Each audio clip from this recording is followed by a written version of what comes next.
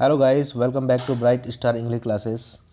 जैसे कि हम डिस्कस करते हैं इस सेशन में one word idioms, antonym, synonym and comprehension का पार्ट, जो बहुत वास्ट पार्ट है और एग्जामिनेशन की दृष्टि से आपका 50% जो एरिया है वो यहीं से कवर होता है, ये आप सभी लोग जानते हैं, ठीक है।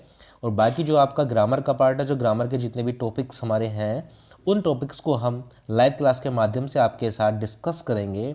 लेकिन 1 के सब्सक्राइबर जैसे ही हो जाते हैं उसके अगले दिन ही मैं लाइव क्लास स्टार्ट कर दूंगा। उसमें 10 से लेकर जितने भी सारे पार्ट हमारे इंग्लिश ग्रामर में हैं एग्जामिनेशन की दृष्टि को देखते हुए, तो वो सारे मैं डिस्कस करने वाला हूँ। तो आइए स्टार्ट करते हैं। तो 1 वर्ड स्टार्ट करते हैं। देखो, पहला वर्ड क्या है? एनार्की। ठीक है, एनार्की क्या होता है? ये होता है where there is no government, जहाँ पर किसी का शासन नहीं है वो क्या होता है? अराजकता। उसको क्या बोलते हैं हम? अराजकता उसको हम बोलते हैं, ठीक है, अराजकता, राइट। ठीक है, नेक्स्ट वर्ड हमारा डीआरकी। ठीक है, डीआरकी क्या होता है? ड्यूअल रूल, जहाँ पर दो व्यक्तियों का शासन होता है, दो पार्टी कह सकते हैं, ठीक है, उसको बोलते हैं हम डीआरकी। ठीक, नेक्स्ट है ओलिगार्की। ठीक है, ओलिगार्की क्या होता है? Rule by a few powerful people, कह सकते हैं कुछ शक्तिशालियों, जो कुछ शक्तिशाली पर्सन होते हैं ना, कुछ शक्तिशाली जो व्यक्ति होते हैं उनके द्वारा शासन, ठीक है। और पैट्रियार्की, पैट्रियार्की क्या होता है? ये फादर के द्वारा जो शासन होता है उसको हम पैट्रियार्की बोलते हैं, ठीक है। नेक्स्ट है ब्यूरोक्रेसी। ब्यूरोक्रेसी क्या होता है? रूल बाई ऑफिशियल, ठीक है। ऑफिशियल मतलब गवर्नमेंट जो अफसर होते हैं उनके द्वारा जो शासन होता है उसको हम बोलते हैं ब्यूरोक्रेसी। लाल फीता शाही भी इसको बोल देते हैं, ठीक है। ठीक है, ईडियम्स देख लेते हैं।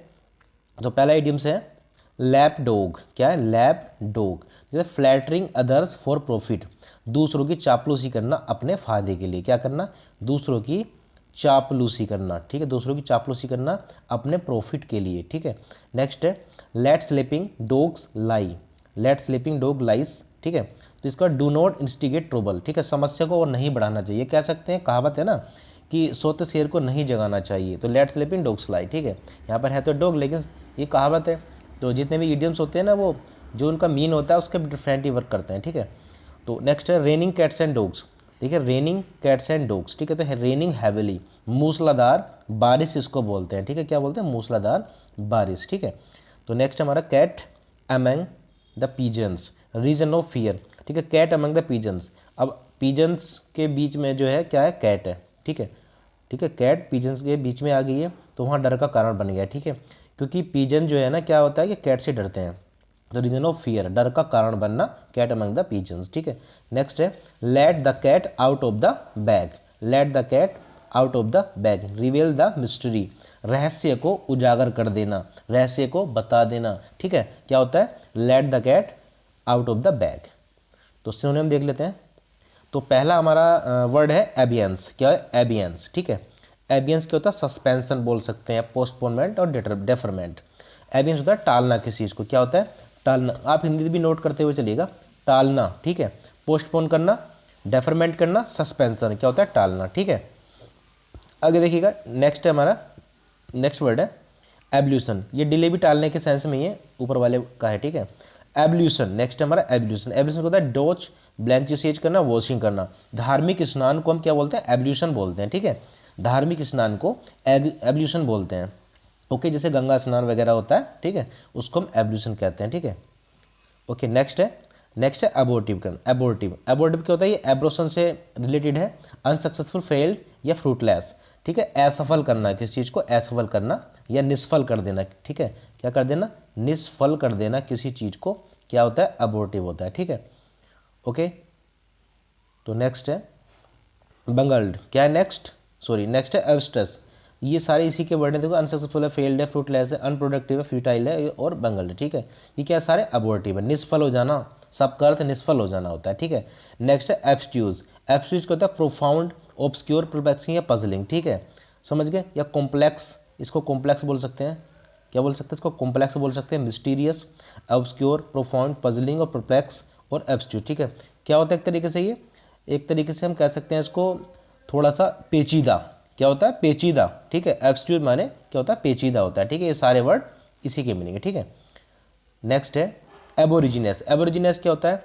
प्राइमेटिव, इनहेबिटेंट्स या नेटिव, ठीक है। तो क्या होता है? ये एकदम बिल्कुल देसी कह सकते हैं इसको, ठीक है, या स्वदेशी बोल सकते हैं इसको। क्या है? स्वदेशी, ठीक है, अपने ही देश का रहने वाला, ठीक है, समझ गए।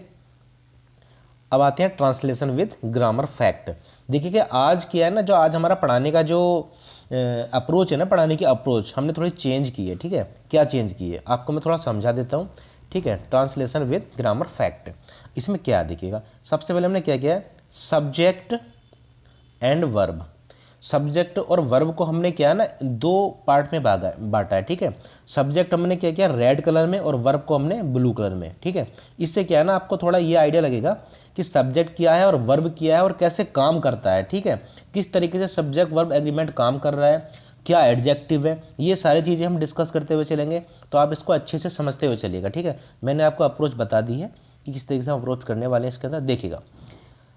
अब देखिए शुरुआत करते हैं।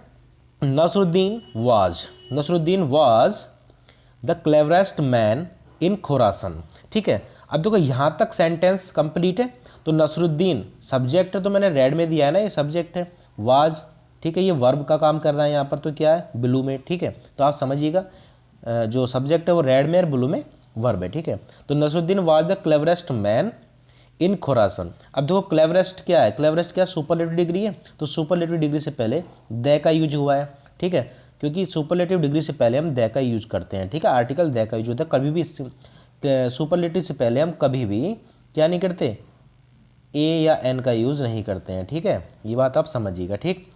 तो नसरुद्दीन जो है क्या है, क्लेवरेस्ट मैन था, मतलब सबसे चतुर व्यक्ति था, कहाँ, खुरासन में, ठीक है।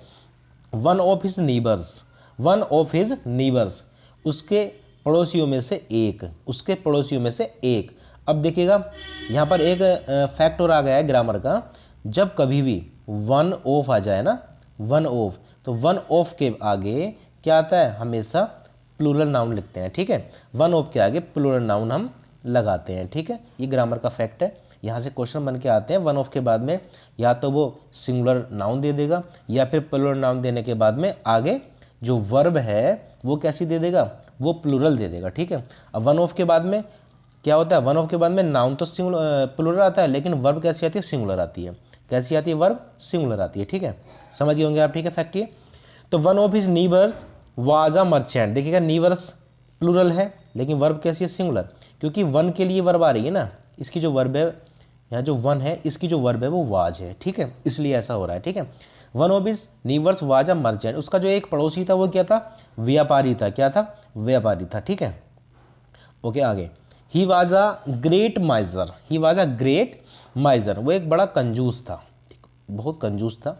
One day the merchant saw Nasruddin praying inside his house, एक दिन किया, देखिए वन डे द मर्चेंट यहाँ पर क्या है, सब्जेक्ट है, यहाँ वर्ब है, ठीक है सा। तो नसरुद्दीन प्रेइंग कर रहा था इनसाइड हिज हाउस, अपने घर में।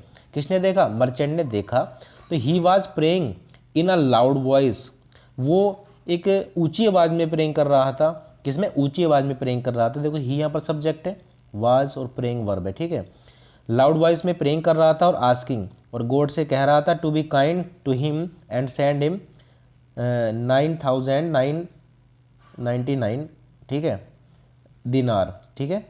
तो उसने क्या कहा कि मुझे जो है 9,999 दिनार चाहिए, नोट अ दिनार मोर और अ दिनार लेस, ठीक है। ना तो वो दिनार मुझे कम चाहिए, ना ही मुझे ज़्यादा चाहिए, ठीक है, मुझे बिल्कुल उतनी ही चाहिए, ठीक है, समझ गए। 9,999 ही चाहिए, ना मुझे एक भी कम चाहिए, ना ही मुझे एक भी ज़्यादा चाहिए, ठीक है। If God sent him even 1 दिनार मोर, अगर वो कह रहा है कि अगर मुझे एक भी ज़्यादा दे देता है भगवान, तो मैं उसको क्या कर दूंगा, he would return all the money, मैं सारी मनी रिटर्न कर दूंगा। उसने कहा मुझे 9,999 दिनार चाहिए, अगर आप एक भी ज़्यादा दे देते हैं तो मैं सारी मनी वापस कर दूंगा भगवान को वापस, ठीक है, समझ गया। अब the merchant could not, merchant जो समझ नहीं सका, वो व्यापारी उसकी बात समझ नहीं सका, ठीक है, ठीक है। नसरुद्दीन प्रेयर, उसकी प्रेयर को वो अंडरस्टैंड नहीं कर पाया। He decided to find out the truth, उसने सच जानने का फैसला किया। He put 10,000 dinars in a bag and counted the money carefully, और अच्छे से उन पैसों को उसने गिन लिया, ठीक है।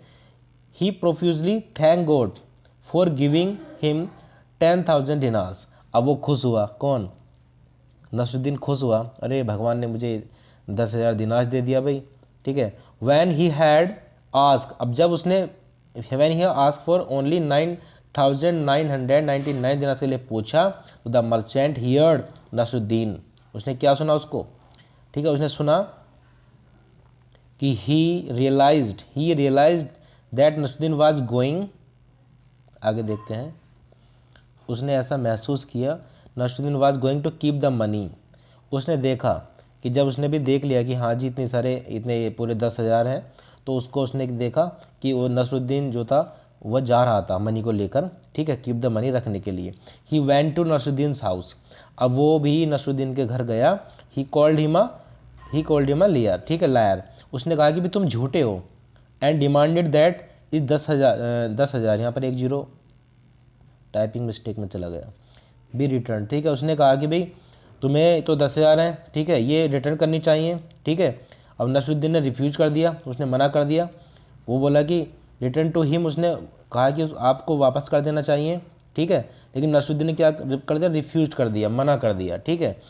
ही क्लेम्ड दैट, और उसने क्या क्लेम किया, दावा किया, उसने यह दावा किया, he claim that he was not a fool, वो मूर्ख नहीं है, to believe that anyone would throw away 10,000 dinar just to test someone's honesty, कि वो मूर्ख थोड़ना है कि अरे ऐसा कौन करता है कि हाँ जी 10,000 रुपये या 10,000 दिनार उसकी ऑनेस्टी टेस्ट करने के लिए वहाँ पर छोड़ देगा, ऐसा कोई मूर्ख थोड़े ना है। उसने ये जवाब दिया, इट वॉज हिज मनी, ये भी उसकी मनी है, ठीक है, गिवन बाई गॉड, उसको भगवान के द्वारा दी गई है, in answer to the his prayer, उसकी जो प्रेयर थी उसके आंसर में हमें ये मिली है, ठीक है। उसने ऐसा कहा Nasruddin. The merchant decided to take matter to the जज, लेकिन भाई मर्चेंट ने सोचा कि भाई ऐसे तो पैसे देगा नहीं, अब उसने सोचा कि मैं इस मामले को जज के पास लेकर जाता हूँ, ठीक है।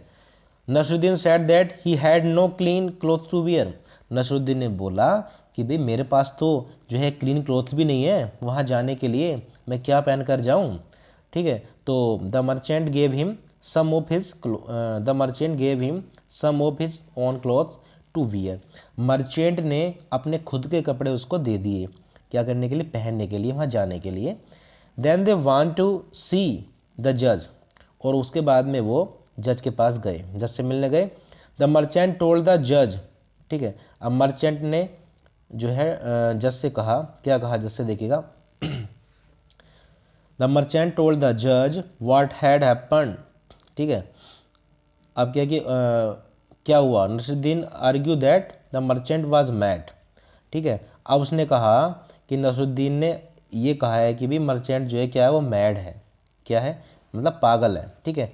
एवर सिंस, कब से पागल है, ever since he lost a lot of money uh few months, ठीक है, आ फ्यू मंथ्स एगो, आगे एगो होना चाहिए या बैक, ठीक है, आ फ्यू मंथ्स बैक, कि वो जो है ना तब से मैड हो गया है बिल्कुल, जब से उसकी कुछ जो आ लॉट ऑफ मनी, बहुत सारा पैसा था, वो क्या कर दिया उसने, खो दिया है या डूब गया है पैसा, तो तभी से क्या है ना वो मैड है, बिल्कुल पागलों की तरह बातें करता रहता है, ठीक है, मर्चेंट के लिए उसने बोला, ठीक है। He had been talking like a madman, बिल्कुल मैडमैन की तरह टॉकिंग करता है। द जज asked Nasruddin whether he could prove he charge, उसने कहा कि यदि तुम किसी तरीके से भी प्रूव कर सकते हो, तो ही सैड, उसने कहा just now he told you that I stole his money, अब देखो उसने जज ने कहा नसरुद्दीन से, भाई आप प्रूव कर सकते हो कि ये पागल है, कैसे प्रूव कर सकते हो बताइए, तो बोला जस्ट नाउ, हाँ बिल्कुल अभी, ही टोल्ड यू दैट, इसे बताएगा आपको कि आई स्टोल हिज मनी, कि मैंने इसकी मनी चुराई है। नेक्स्ट, ठीक है, he is going to tell you that this cloth which I am wearing are also his, और ये बताएगा कि जो ये कपड़े पहने हुए हैं ना ये भी मेरे हैं, ठीक है, ये कहेगा ये कपड़े भी मेरे हैं, ठीक है, समझ गए। तो उसने ये कहा कि देखो मैं अभी प्रूव कर सकता हूँ, अगर मैं आपको अभी प्रूव कर सकता हूँ ये वाली बात, कि ये अभी आपसे ये कहेगा कि इसने मेरे पैसे चुराए हैं, फिर ही कहेगा आपसे कि इसने जो मेरे भी जो कपड़े पहने हुए हैं ना, ये कपड़े भी जो क्या है, मेरे हैं खुद के, ठीक है। The merchant angrily shout of course, उसने कहा ऑफ कोर्स, क्यों नहीं, दिस क्लोथ्स आर माइन, ये मेरे ही तो कपड़े हैं। द जज thought for a few minutes, अब जज ने कुछ मिनट सोचा, गेम खेल दिया ना किसने, नसरुद्दीन ने गेम खेल दिया। जज ने सोचा, क्या सोचा जज ने, ठीक है, कुछ देर के लिए सोचा और then he said the case is false, भाई केस फॉल्स है। Nasruddin has not stolen his neighbour's money, ठीक है, उसने कहा कि नसरुद्दीन ने अपने पड़ोसी की मनी नहीं चुराई है भाई। The merchant is mad, merchant पागल है। He should be sent to a mental hospital, उसने कहा कि इसको मेंटल हॉस्पिटल में भेज देना चाहिए, क्योंकि वो क्या है, जो मर्चेंट है ना ये पागल है, ठीक है। अब देखिएगा नसरुद्दीन ने कितना क्या किया, नसरुद्दीन ने चुराया भी, उसके कपड़े भी पहने और उसी को पागल साबित कर दिया, ठीक है। तो इस कहानी से आपको कुछ ना कुछ तो सीखने के लिए मिला होगा।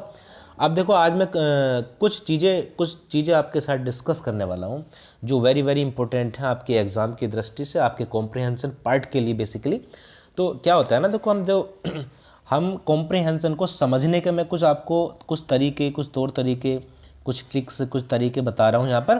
तो सबसे पहले क्या है, अप्रोच फॉर रीडिंग स्किल्स कैसा होना चाहिए। Try to read the sentence chunk by chunk, हमें सेंटेंस को, हमें जो है सेंटेंस को चक बाय चक पढ़ना चाहिए, ठीक है, चक बाय चक पढ़ना चाहिए, ठीक है। क्योंकि जो रीडिंग स्किल है ना हमारी, वो तभी तो ठीक होगी। रीडिंग स्किल के मायने यह है कि जो भी पैसेज आप पढ़ें, जो भी पैसेज आप पढ़ें वह माइंड में बने रहना चाहिए। सबसे पहले माइंड में बने रहना चाहिए, ठीक है, माइंड में जो है बिल्कुल रिटेन होना चाहिए, माइंड में बिल्कुल रिटेन होना चाहिए, ठीक है। उस पैसेज का अर्थ सही तरीके से समझ में आना चाहिए आपको, ताकि एक बार पैसेज का रीडिंग पूरा होने के बाद आप उस पैसेज के भाव को अच्छी तरह से इंटरप्रेट कर पाएँ, अच्छी तरह से आप उसको इंटरप्रेट कर पाएँ, ठीक है। और रीडिंग स्किल्स को बेहतर करने के लिए यह बेहद ज़रूरी भी है। क्या ये बेहद ज़रूरी है, अगर आपको रीडिंग स्किल्स आपकी अच्छी करनी है अपनी, तो बेहद ज़रूरी है यह चीज़ें, ठीक है, ठीक है। कोई भी पीसेस ऑफ राइटिंग को पढ़ें तो उसे सुविधा अनुसार कई टुकड़ों में तोड़कर पढ़ें। मैं आपको ये चीज़ें बता रहा हूँ, ठीक है, ताकि उसका अर्थ एक ही प्रयास में स्पष्ट हो सके। समझिएगा आप अच्छे से, जो मैं बता रहा हूँ ना उसको बिल्कुल क्लियर तरीके से समझिएगा, ठीक है।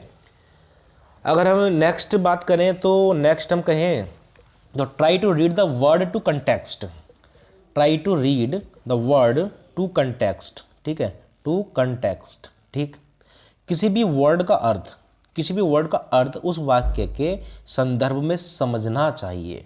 इंग्लिश का स्वभाव बहुत ही जो है ना ट्रिकी है, क्या है, इंग्लिश का स्वभाव बहुत ही ट्रिकी है, ठीक है।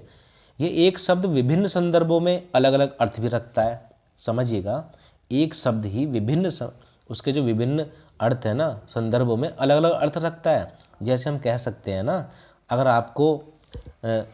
आपको हमने कहा एप्पल, तो आप क्या बोलेंगे, एप्पल मीन्स क्या होता है, सेब, और एप्पल मीन्स कहीं कहीं पर रेड भी होता है, ठीक है। तो ये चीज़ें आपको समझनी चाहिए, ठीक है। अतः इन शब्दों के अर्थों को समझने के लिए उस शब्द का जो प्रभाव है ना उस वाक्य में क्या होगा, ठीक है, साथ ही साथ यह भी हमें समझना होगा, क्या समझना होगा कि वाक्य में उस शब्द से संबंधित कैसे और क्या उदाहरण दिए जा रहे हैं, उसका अर्थ वहाँ पर क्या निकलना चाहिए, ठीक है। और नेक्स्ट टॉपिक आता है हमारा ट्राई टू फोकस। देखो नेक्स्ट आता है हमारा try to focus on adjectives and adverbs to understand the tone and attitude of the writer.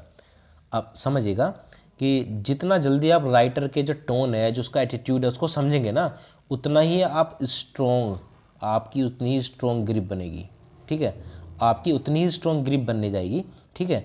आप राइटर की बात को समझ पा रहे हैं, उसके फीलिंग को समझ रहे हैं, वो किस तरीके की उसकी ट्यून है, ठीक है, उसको समझ रहे हैं, ठीक है, पॉजिटिविटी है या निगेटिविटी है, ठीक है, ये सारी चीज़ समझ रहे हैं ना, तो आप बहुत अच्छे से कॉम्प्रिहेंशन को सॉल्व कर सकते हैं। देखिए कॉम्प्रिहेंशन अगर आपके समझ में आ जाता है एक बार, तो उससे आपकी कितनी समस्याएं दूर हो जाएंगी।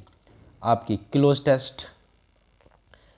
टेस्ट है, ठीक है, पैसेज, ठीक, फिल इन द ब्लैंक, ठीक, और PQRS आपका, मैं अगर आपसे कहूँ जो अब टॉपिक मैंने चलाए हुए हैं, एंटोनिम सिनोनियम, ठीक है, इडियम्स, ठीक है, और आपका ये पैसेज, ठीक है, समझ गए, ये सारी चीज़ें और जो वन वर्ड है, ये आपका 50%, इसका जो वेटेज है 50% प्रत्येक एग्ज़ाम में आपको देखने को मिल जाएगा।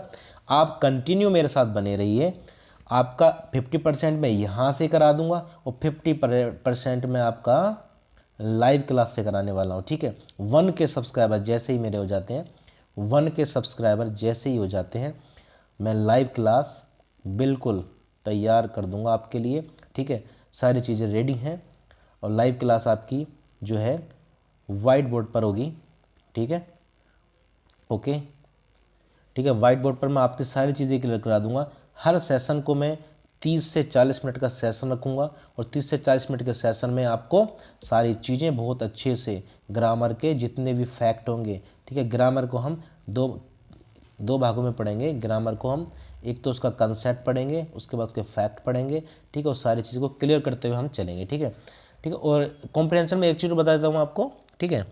जैसे कॉम्प्रिहेंशन आप पढ़ते हैं ना, तो उसका जो उसके अंदर जो इम्पोर्टेंट वोकैब आती है, ठीक है। कुछ कंसेप्ट ऐसे हैं जो ग्रामर से ही क्लियर होते हैं, जैसे कंजंक्शन है, प्रीपोजिशन है, ये सारी चीज़ें धीरे धीरे आपकी ठीक हो जाएंगी। लेकिन आप बने रहिएगा चैनल पर, ताकि आपकी कुछ चीज़ें तो क्लियर हों, ठीक है। 50% तो आपका क्लियर हो ही जाना है अगर आप यहाँ बने रहते हैं, प्लस लाइव में हो जाएगा 50%, ठीक है। तो सारी चीज़ें आपकी क्लियर होती जाएंगी। इंग्लिश इतना हार्ड सब्जेक्ट नहीं है, ठीक है। बस सिलेबस थोड़ा वास्ट लगता है लेकिन है नहीं, ठीक है। सारी चीज़ें आपकी क्लियर हो जाएंगी, ठीक है। तो सभी को बहुत बहुत शुभकामनाएं, ठीक है।